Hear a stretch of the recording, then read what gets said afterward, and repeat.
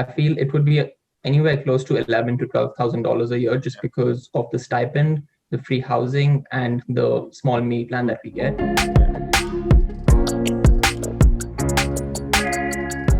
Hello everyone, welcome back to my channel. In today's video, I'm going to be interviewing one of my friends, Karthik, who also studies at Drexel, and we're going to be talking about his experiences applying to colleges abroad, getting financial aid, and the different ways he makes money as an international student with part-time jobs and internships, and the different opportunities available for international students to make money in the US. And I hope you enjoy the video. Before we go forward, don't forget to smash the like button and subscribe to my channel. I hope you enjoy the video. Hey everyone, today we have with us Karthik from Drexel, my friend from Drexel, who is also in his third year of his undergrad studying computer science. And we're just going to talk about Karthik's journey to studying in the United States and his experiences that he's been through. So to begin with, why don't you introduce yourself, Karthik? Yeah, sure. Firstly, thanks a lot, Akshay, for having me on your video today. So I'm Karthik Mohan, and I go to Drexel. I'm an international student from India, and I'm studying computer science right now. So as of now, I'm on co-op for my fall and winter term, but then I graduate in June of 22. So So that's me. you want to explain what co-op is?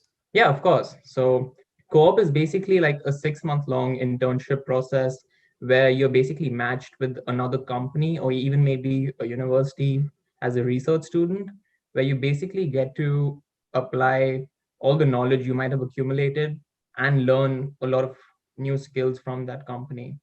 So it's so at least for CS, I know 90 to 95% of the co-ops are paid, which is a really good thing, and it helps you to bring that financial stability to your education. Okay, so let's start with which colleges did you apply to when you were applying to So I college? ended up applying to, I think, 6 to 8 colleges in the US itself. So a few of them were Purdue, Georgia Tech, Cornell, UIUC, and then there was Drexel, University of Minnesota. And those are the ones I remember off the top of my head. And I only gained admission into UIUC, Drexel, and University of Minnesota. But the thing was that coming into college, I wasn't coming in for computer science. I'd applied for, I think, mechanical engineering to Drexel and University of Minnesota, and then aerospace engineering at UIUC. So that was my application process for the US. Why did you pick Drexel? So I think there were two big factors that really pushed me towards picking Drexel. Firstly, of course, was getting a scholarship here. Out of the 3 acceptances that I got, Drexel was the only one that offered me a good scholarship and made it a financially viable choice. And secondly, of course, was looking into my future about what would provide the best experience. And Drexel seemed to stand out even there just because it has the reputation of a tech school and also the fact that it provides this co-op experience. That's cool. And in high school, what extracurriculars and like what extracurriculars did you do, and what other activities did you pursue? So yeah, high school was a very exciting journey for me. So I went to a boarding school in Dehradun called the Doon School, and over there, I was basically forced into learning every single sport that we basically had over there.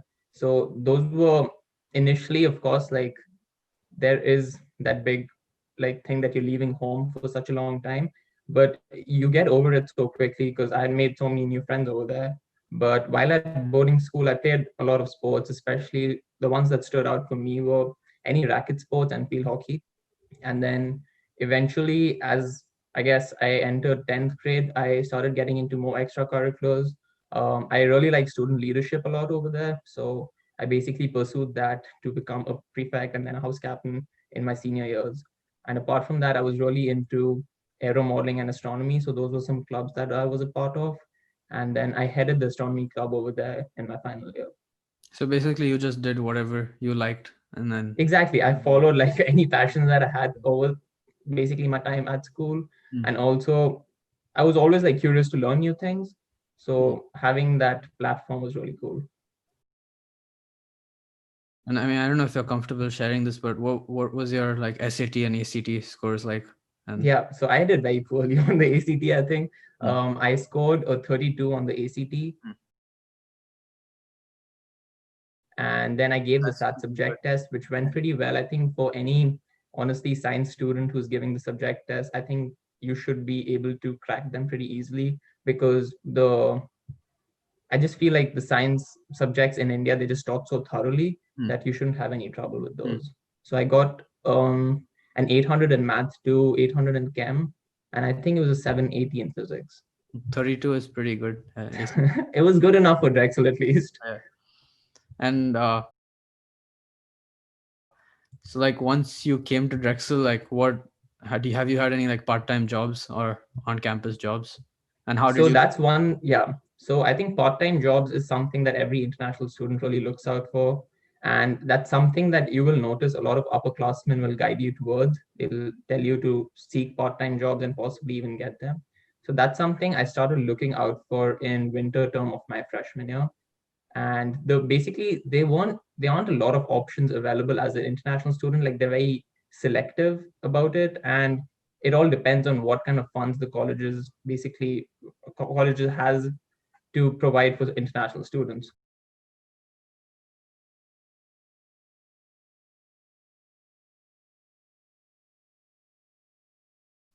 So I applied to the Drexel Recreation Center to work there as a welcome desk assistant. And that job basically entailed like helping any guests or students with any difficulties that they might have while entering the facility. And the main reason for me to apply there, of course, one was to basically earn some money, of course. But secondly, I think what it made my whole process of applying for a social security really easy, so that later when I came in for my first co-op, I didn't have to get back from home and really, rush into applying for a social security right away. So those two things made my life at Drexel a lot easier.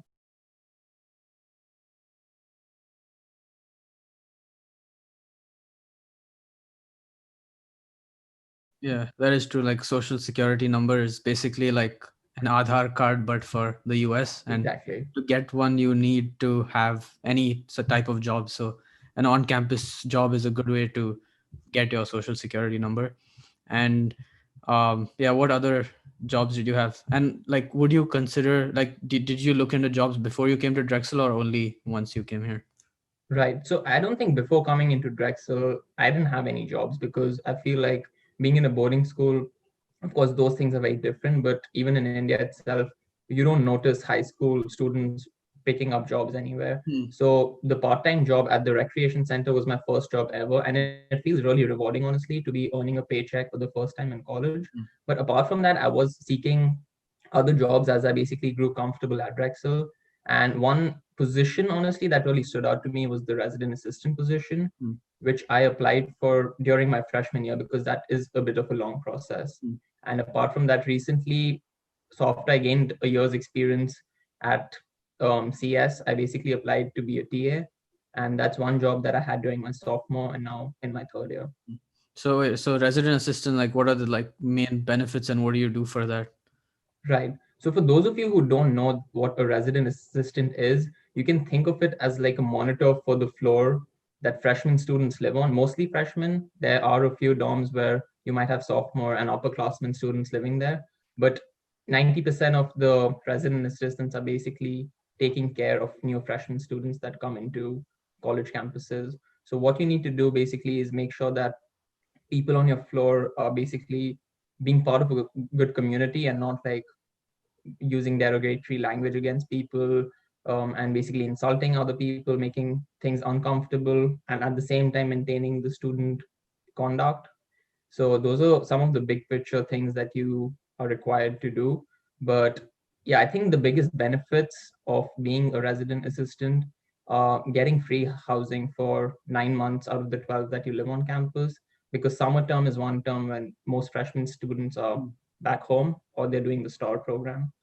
So that's one of the biggest benefits. But apart from that, you're really engaged in the student community. I feel like just because of being an RA, I know so many people, so many familiar faces on campus, and that is really helpful.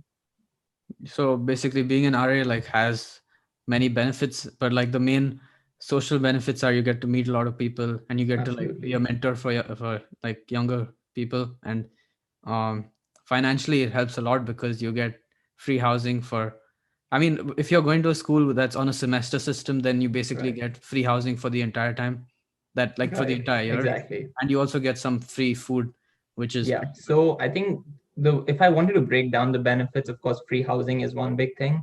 And then secondly, you get a stipend, which is it depends on the year, honestly, but it ranges between 90 to $200 each month. And then you are also on a meal plan. It's not a complete comprehensive meal plan like every freshman student, but I still feel like it entails a lot and it does save you a lot of money over there. Mm. But at the same time, like I would like to mention, like there are a few disadvantages of being an RA, and I think that is very important to know as well. You are putting in a decent amount of time into basically preparing your floor or your building initially. So basically, the training stage, it almost takes a week of training to basically prepare for this role every year. And apart from that, the I guess another disadvantage that people might see is that you don't get to live with your friends in your second, third, and fourth year. But this for me was actually an advantage because I feel living with your friends might not be always the best situation. Like you need to have your own personal space also at times. So those are the two big things that I've seen that demotivates people from becoming an RA. But of course, you need to have your priorities regarding that. Yeah, so yeah, it is a hard job once you get it, but I think it's worth it. But one more thing I should mention is that it's very competitive. I myself applied to be an RA, but I didn't get it. But you should, if you're an international student looking to study abroad, then they should definitely look into being an RA after their first year. Yeah, Yeah. absolutely. And then you said teacher's assistant, so that's basically helping students with computer science classes and helping them out. Hmm. Right. So it's basically just providing guidance to any student that needs that, and also helping professors with grading or creating assignments. And basically, these jobs are total of 20 hours per week that you can Yes. work. So they cap at 20 hours a week, and the resident assistant position itself, it's like a it's more of a position, so it doesn't like really count as a job. But if you had to like, because it also needs a certain number of hours, it comes to 15 hours each week. That's like how much you basically are reporting to the university. So in addition to the 15 hours, I'm able to work 5 hours as a teaching assistant. Hmm. So I mean, ballpark, like if you like work 20 hours per week total, if you're an RA and you work part time too, then Yeah. you could pay for a good amount of your Absolutely. I mean, the college. RA role itself, like if I had to monetize the RA role, I feel it would be anywhere close to 11 to $12,000 a year just because of the stipend, the free housing, and the small meal plan Food. that we get. Yeah. And then in addition to that, just depending on what other part-time position you have, you might get paid anywhere between minimum wage to 13 to $14 because the teaching assistant as of now pays $13 an hour, which is really good for any part-time job on campus. So I just feel like combined, like you are basically earning a pocket money, which is really nice, Hmm. and also you're saving so much for your family and yourself. Hmm. But then another, yeah, like these are amazing things, but students that come here shouldn't depend on these part-time jobs because they're very hard to get. But there are many Absolutely. of them, and if you put in the hard work, you can get them. Right. I have a part-time job myself, and I I applied to many places, and I only got it at one, and I'm still doing that. So I think it's a good thing to like look out for the different part-time opportunities at these universities. Especially like making use of your freshman year and just connecting with seniors, I think they'll guide you really well in terms of these things. Yeah. And about like the co-op program at Drexel, let's talk more about that. So um, you said you this is your second co-op that you're doing right now, which is second Yes, internship basically. So absolutely. your first internship, like how helpful was that for you, both in terms of like like learning, getting work experience, and also like paying for college and stuff like that? Yeah. So I think being a CS student, of course, applying to co-op itself is a very competitive process, and it can be a bit nerve-wracking initially, just because a lot of us haven't interviewed for a lot of jobs in a similar fashion. But in terms of the benefits, I think like the list is endless, to be honest, just because entering that first co-op I entered as a software developer plus testing combo role. So it basically entailed a lot of what computer science is all about and software development too. So I went into that role not knowing, I think, six out of the seven technologies and languages that are used over there. And of course, initially I was apprehensive. I didn't know how I'll be contributing to that team, but just the work environment over there was so, I guess, forward looking. They really promote learning new technologies and languages. And also the team members that I worked with personally were very helpful. So within 2 weeks, I was able to not only like learn the main languages that they were using, but also familiarize myself with the code repositories and different steps that they take each day to basically write code or test code. So I think eventually within 3 weeks, I was able to actually contribute towards the team, take part in daily what they call scrum meetings, where you're basically planning each phase of the project or maintaining the code base. And I learned so much about just software development lifecycle and how huge legacy applications written in old languages like VB6, C Sharp, and moving them to newer frameworks like the .NET framework, how all those processes come into play. And uh, like I think financially, if I would have to put a ballpark number, say, I mean, I only know about computer science at Drexel, but Right, each internship of 6 months, you could make about, I'd say after the like throughout the 6 months totally, you could make between say between 12,000 to 25,000 over those 6 months. right, It varies. I mean, everybody has different hourly rates, but I'd right. say you could make between 12 to 25,000. I know that's a big range, but Yeah, that's a pretty big range, I would say. I think it honestly depends a lot on the major you're part of. So hmm, I feel like engineering and computer science majors are decently paying in terms of co-op. So it can range anywhere between, I think, $13 to $14 all the way up till I know people who've got paid in $30 and $32 an an hour, hour. and those are of course really good companies that they land jobs at. And of course, the whole process is very competitive. But if you like put in the hard work, those jobs could be yours while you're applying for the co-op over here. So Yes. yeah, I think financially it takes away a lot of stress, I think, from your family and yourself too. And I was honestly able to put in a lot of what I earned from my co-op, almost the whole thing into back into my tuition. So I think that becomes a really nice thing to have later while you're basically trying to work out your finances for later in life. And I think that's like a mindset that is required as an international student in the US. You will start to convert things initially and feel like things are very expensive over here, but you're also paid really well for the efforts you put in. Yeah, so you should focus also I mean focus on saving also, but also Yeah, focus on finding jobs and making money. exactly. Like you have to put in the effort in the end, but it is very rewarding. Yeah. And another thing about the co-op that I like is that uh you space out your tuition payments, which is very helpful. So you don't have to ask for like too much money at one time. It's like spread out. So say I paid my first year's fee, then I had a gap of like almost 12 months or 9 months, 9 to 12 months before I had to actually pay the next year's fee. And by that time I had been on co-op, so I could use most of that money to pay for that. Exactly. Yeah. So basically like part-time jobs and even internships and um, co-op programs are good things to look for when you're looking for colleges, and also financial aid and scholarships. Yeah, those are all. I mean, obviously, before coming into college, you would be focusing on scholarships and financial aid. And I had no clue the things I would be doing in college today. I didn't even know exactly what major I wanted to settle at. But once you're here, like, there's just so much to explore. Mm.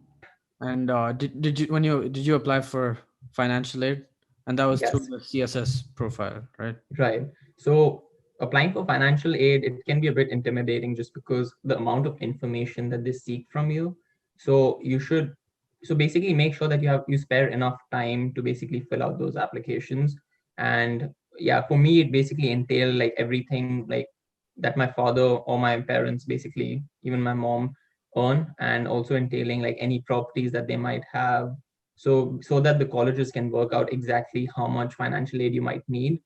So apart from that, also of course looking out for scholarship opportunities that the college provides. So the college you might be applying to might have specific college scholarships just for international students. So please make sure that you look into that. And at Drexel, one thing I would really recommend is just trying to enroll yourself into the honors program and also the STAR program if you're interested in basically pursuing research during your freshman year.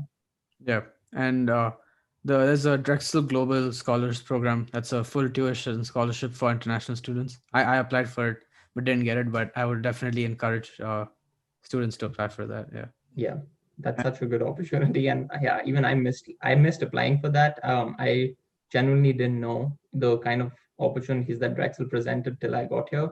So yes, I regret not applying for it, but if you get a chance, you should certainly look into these three Mm, things. mm. So, how has like overall how's your experience been at Drexel and like any favorite memories? Just and yeah. So yeah, Drexel has been a positive experience throughout, obviously minus the part that almost a year of ours has gone into being in this pandemic. But I think my most, I guess, cherishable memories would be from freshman year when I would just hang out with my friends and go into the city, explore new places to eat, and then also being part of the club field hockey team. Mm. I think we got to travel a lot because of that. So going to Virginia Beach for tournaments or playing other schools within Philadelphia, those were all very exciting memories I had from my Yeah, 3 years over here now. that's pretty cool. Hockey team. Yes.